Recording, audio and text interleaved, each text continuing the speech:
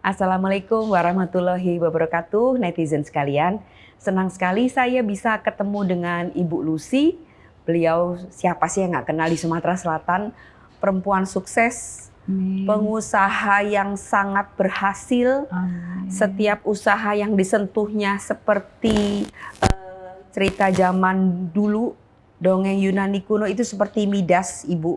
Karena apapun yang Ibu sentuh menjadi cuan, mendatangkan cuan, mendatangkan rezeki, mendatangkan menjadi emas. Kami ini pengen tahu, ya Bu Lucy ya. Dan saya sendiri terkesan sekali ya karena beliau ini punya selera yang sangat bagus untuk soal dekor rumah. Kita ada di rumah Bu Lucy di Jalan Cipto ya Bu ini? Jalan Cek Bakar nomor 5. Jalan Cek Bakar nomor 5. Kalau netizen sekali waktu lewat sini, boleh mampir ke sini boleh ya Bu ya? Boleh. Boleh untuk tempat prawedding juga nih kayaknya. Karena bagus nih. Aduh, ya ngelihatnya kita terlongok-longok ya. Oke. Bu Lucy. Iya. Apa kabar? Baik, alhamdulillah Mbak Weni, sehat. Sehat, alhamdulillah. Bu Lucy. Iya. Banyak orang sering atau sangat well known dengan nama Ibu Lucy. Tetapi ternyata setelah saya Google gitu, setelah saya cari-cari, kok kisah hidup Bu Lucy itu di Google belum ada gitu ya. Coba saya mau tanya-tanya, mau wawancara Bu Lucy. Mulai dari hal-hal yang sederhana, orang kepengen tahu mengapa Bu Lucy dinamai seperti itu, artinya apa, lahir di mana, masa kecil seperti apa. Nah itulah Bu kira-kira pertanyaannya. Silakan Bu, santai aja Bu. Aduh, terima kasih Mbak Weni. Senang sekali saya diberikan kesempatan untuk menceritakan masa-masa kecil saya. Jadi alhamdulillah saya dilahirkan di Kota Batu Raja, Ogan Komering Ulu. Jadi kapan itu Bu? Bulan 16 April 1965. Jadi tadi ditanyakan kenapa sih kok namanya Lucianti. Jadi saya juga tanyakan itu kepada ibu waktu ibu masih ada. Saya bilang, ibu kenapa nama saya kok Lucianti? Karena kok terkesan namanya kayak orang-orang barat gitu ya, orang-orang sana lah. Terus ibu saya bilang, dulu kamu waktu dilahirkan, suster yang menyambut kelahiran kamu namanya Suster Lucia. Jadi karena saking baiknya, saking sabarnya suster itu, maka begitu saya lahir, perempuan kan dulu nggak ada USG kan Mbak. Jadi begitu lahir tuh laki apa perempuan. Begitu perempuan maka ibu dan ayah saya itu menamakan nama suster tapi ditambahkan anti. Jadi Lucianti gitu. Begitu. Artinya sendiri artinya apa? Saya nggak tanya artinya apa, tapi mungkin saking terkesannya ibu saya terhadap suster itu yang begitu sabar katanya, begitu baik, sehingga mungkin harapannya juga saya nanti akan menjadi anaknya juga akan menjadi orang sabar dan baik ya kan? Kenyataannya Bu. Walau. Oke, terus. Nah, kemudian saya dari kecil tinggal di Kota Batu Raja sampai dengan SMP. Jadi saya bersekolah di sana. Kebetulan orang tua saya, ibu seorang guru, ayah saya bekerja di kantor postel zaman dulu gitu. Jadi saya dilahirkan dalam keluarga kecil yang mana saya terdiri dari 3 saudara, 2 laki-laki dan 1 perempuan. Saya berada di tengah-tengah, jadi saya anak kedua dari 3 bersaudara. Jadi sampai SMP, SD-nya saya bersekolah di SD Negeri nomor 1 Batu Raja. Kebenaran melanjutkan SMP di SMP Saverius Batu Raja. Iya. Kemudian jadi gitu. SMA saya baru pindah ke Palembang. Karena kenapa sih kok pindah ke Palembang? Karena di Batu Raja kan ada juga SMA, Mbak Weni. Jadi dulu ceritanya kami, adik saya yang nomor 3 ini cacat, mongolit, jadi berkebutuhan khusus ya Bu ya? berkebutuhan khusus, jadi IQ-nya rendah, jadi harus disekolahkan di sekolah luar biasa. Oke. Maka di Batu Raja belum ada sekolah luar biasa, maka ibu saya mencari sekolah luar biasa sampai ke Wonosobo waktu itu. Jadi dapatlah sekolah luar biasa di Palembang. Maka ya kami sekeluarga itu pindah ke Palembang demi untuk menyekolahkan adik kami yang cacat tadi. Ya. Jadi saya tamat SMP gitu. Tamat SMP pindahlah Boyongan ke Palembang. Ke Palembang, iya. Jadi SMA-nya di SMA Negeri 2 Palembang, iya. SMA Negeri 2 Palembang. Jadi sampai dengan tamat kuliah. Kuliah di? Saya dulu kuliah untuk tekniknya saya di pendidikan ahli teknik Unsri, kemudian S1-nya saya ngambil di Tridinanti, kemudian sarjana ekonominya saya ngambil Extension Unsri. Oke, jadi Ibu Lucy seorang insinyur dan sarjana ekonomi. Jadi cocok. Ya. Mau bikin apa aja bisa. Oh gitu. Amin. Ya, hitung-hitungannya bisa, tapi kemudian sebagai seorang insinyur, Ibu juga menguasai tentang teknik gitu ya Bu ya. Teknik sipil ya. Dengan teknik sipil apalagi kan. Oke.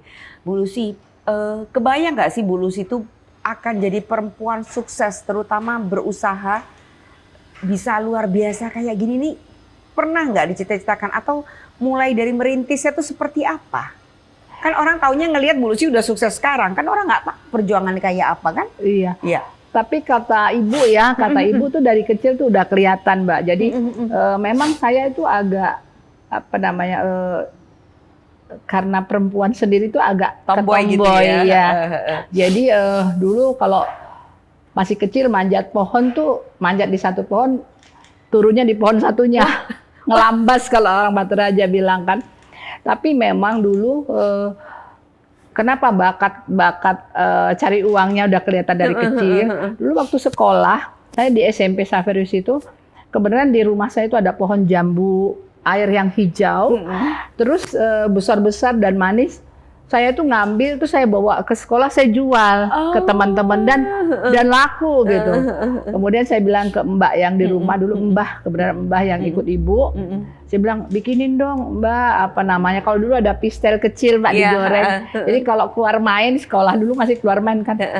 Keluar main saya langsung keluarin tas saya, terus di jualan di meja belajar, jadi teman-teman beli gitu kan. Dan saya suka bener. Jadi abis itu uangnya saya kasihkan ke Mbak, besok buat lagi. Terus keripik ubi yang pakai cabai ya itu juga dijual. Terus ininya pakai lilin. Jadi masih ingat bener. Jadi kelihatan juga bahwa saya udah ada keinginan untuk berdagang dari kecil. Cuman kan karena ibu saya seorang guru, dia menekankan harus sekolah yang baik, karena ibu nggak ada harta yang ditinggalkan. Kalau nggak nyekolahin kamu dapat ilmu, ya silakan aja nanti mau seperti apa. Tapi kewajiban orang tua sudah dia selesaikan, itu yang disampaikan ke saya waktu itu. Jadi memang usahanya tuh dimulai dari hal-hal kecil. Iya. Ya. Tapi kan gini Bu Lucy ini dikenal sebagai pengusaha yang punya puluhan SPBU. Gimana ceritanya Bu? Iya, jadi sebenarnya berawal dari ketika Pak Fahri menjabat sebagai Wakil Bupati Musi Banyuasin. Waktu itu Bapak menyampaikan kepada saya dan anak-anak bahwa kami harus ikut di Musi Banyuasin. Waktu itu anak saya yang tertua Iman itu lagi sekolah di Kesuma Bangsa SMP. SMP Kumbang. Dia bertahan nggak mau, tapi Bapak bilang nggak bisa, semua harus pindah biar Papa tenang di situ kerja. Termasuk saya yang waktu itu bekerja sebagai konsultan teknik. Ya gaji daripada seorang wakil bupati ya sekitar 5 juta lah Mbak. Sedangkan kehidupan anak-anak kan udah semakin banyak kebutuhan. Jadi saya tuh kan tidak boleh lagi memegang satu perusahaan karena suami ada di pemerintah, di eksekutif.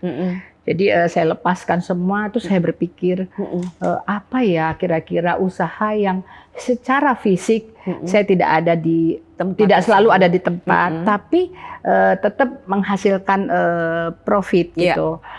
Akhirnya dengan sisa-sisa tabungan yang ada, maka saya membeli sebuah SPBU. Yang SPBU pertama adalah SPBU yang ada di Puntikayu. Jadi waktu itu tahun berapa ya, 2007-2008 lah. Jadi kami beli dan ya tadi seperti itu, saya belajar banyak dulu karena belum pernah mengelola. Dan akhirnya dari satu mungkin di backup sama bank gitu, saya tambah satu lagi terus tapi yang jelas saya fokus dan saya monitor benar tentang usaha ini dan belajar kenapa orang bisa saya tidak gitu. Jadi sampailah dengan sekarang. Udah ada berapa, Bu? Berapalah? Belum banyak. Ya. Kabarnya ada puluhan, Bu. Itu cuma kabarnya, Mbak.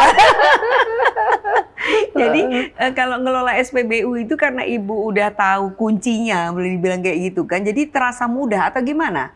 Apalagi ini perempuan kan jarang ya main di situ ya, boleh dibilang ya. Iya, jadi memang SPBU itu modalnya besar tapi marginnya tuh per liternya kecil, tapi pasti Mbak. Jadi saya juga memanage jangan sampai ada kebocoran sehingga margin yang kecil ini ya semakin hilangkan. Makanya saya SPBU itu sampai ke jalur jalur-pipanya itu saya tahu. Kemudian juga saya pantau terus kapan mereka berapa mereka memesan DO minyak, kapan mereka DO minyak, terus ya termasuk setoran-setoran itu selalu saya pantau setiap hari. Jadi memang Ibu tuh hands on banget ya untuk semua usaha yang Anda jalankan itu ya, memegang langsung ya? Iya.